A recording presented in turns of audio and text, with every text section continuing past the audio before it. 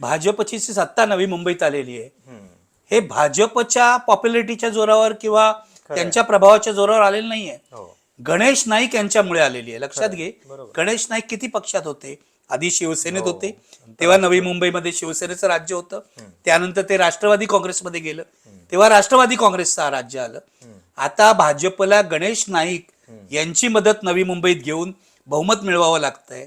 हेच भाजपचं भाजप म्हणून अपयश आहे ना. खरं नाही, पण शिंदेना हवं तिथं सोबत आणि हवं तिथं बाजूला अगदी म्हणजे कन्व्हिनियंट यूज. तुम्ही 3 उदाहरणं सांगितली ती बरोबर आहेत की म्हणजे मुंबई, नवी मुंबई आणि कल्याण डोंबिवली इथं त्यांनी सोबत घेतलं नाही, म्हणजे नवी मुंबईत नाही घेतलं, नवी मुंबईत नाही घेतलं, कल्याण डोंबिवली आणि ठाण्यात घेतलं. पण नवी मुंबई, त्याच्यानंतर उल्हासनगर आणि मीरा भाईंदर इथं मात्र त्यांनी शिंदेना बाजूला ठेवलं. आणि अशा पद्धतीनं MMR मधल्या सगळ्या महानगरपालिका जवळपास आता भाजपच्या ताब्यात आलेल्या आहेत. शिंदेचा उपयोग फक्त मूळ शिवसेनेची मतं फोडणं, उद्धव ठाकरेंना पराभूत करणं यासाठीच आहे, हे भाजपला कळलेलं आहे. त्यासाठीच त्यांनी शिंदेना फोडलं ना.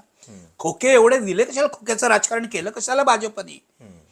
शिवसेना कमजोर झाली तरच आपण वाढू शकतो. हिंदुत्वामध्ये 2 भागीदार नकोत, हिंदुत्वामध्ये एकच भागीदार राहायचा. तर शिवसेनेला फोडलं पाहिजे, म्हणून त्यांनी फोडलं.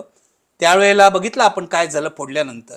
शिंदेच्या गद्दारीमुळे विधानसभेत सुद्धा शिवसेनेला फटका बसला, लोकसभेत बसला नाही, कारण गद्दारी तेव्हा ताजी होती आणि लोकांच्या मनात गद्दारीविषयी चीड होती. पण विधानसभेत फटका बसला.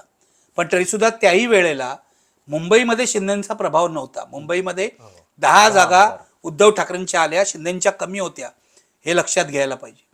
तेव्हा शिंदेचा उपयोग करूनच त्यांनी यावेळेला ठाकरे बंधूंचा पराभव केलेला आहे. म्हणून जे मी म्हणतो ना की बाळासाहेब ठाकरेंच्या जन्मशताब्दी वर्षात त्यांनी बाळासाहेबांवर हा सूड उगवलेला आहे. आणि तो सूड पण त्यांचं नाव घेत आणि त्यांच्या विचारांना आपण पुढे काल पण नाव घेतलं ना, विजयानंतर बाळासाहेब ठाकरेंचं नाव घेतलं.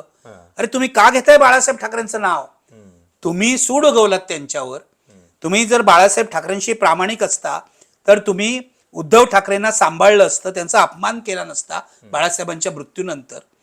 आणि जे अर्वाच्य बोलले हे लोक प्रचारामध्ये उद्धव ठाकरेंबद्दल, राज ठाकरेबद्दल, ते बोलले नव्हते रस्ते, पण त्यांची हिंमत नाहीये बाळासाहेब ठाकरेंचं नाव किंवा ब्रँड पुसून टाकण्याची, म्हणून ते अजूनही बाळासाहेब ठाकरेंचं नाव घेत आहेत. पण शिंदेचा उपयोग केला मतं फोडायला, मराठी माणसाच्या दुहीचा उपयोग केला.